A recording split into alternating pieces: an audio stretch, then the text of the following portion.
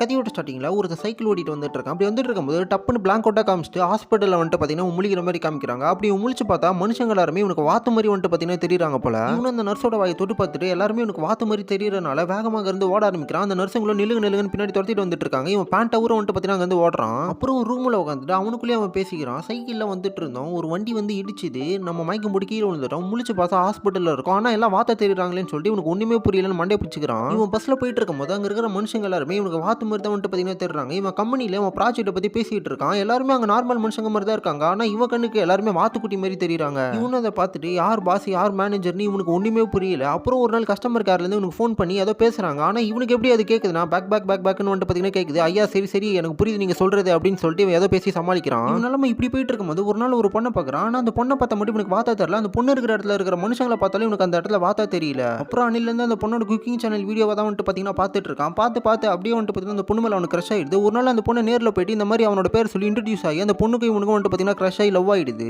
இந்த பொண்ணு அவனுக்கு சமையல் செஞ்சு தர்றதும் அவனும் அந்த பொண்ணுக்காக பாட்டு மியூசிக்லாம் சொல்லி வாசிச்சு இந்த பொண்ணு இப்படியே வந்துட்டு பார்த்தீங்கன்னா உசார் பண்ணிடுறான். இவங்களும் பார்க்கு பீச் தேட்டர்னு சொல்லிட்டு இவனோட லைஃப் வந்துட்டு ஜாலியாக தான் வந்துட்டு பார்த்தீங்கன்னா போயிட்டு இருக்கான். ஆனால் எல்லா லவர்ஸ்குள்ள வர மாதிரி சண்டை ஃபைட் அடிக்கடி அப்படி இப்படி வந்தாலும் ஒரு கடைசியில் ரெண்டு பேரும் ஒன்று சேர்ற மாதிரி காமிச்சு இந்த ஒரு ஸ்டோரி முடிக்கிறாங்க.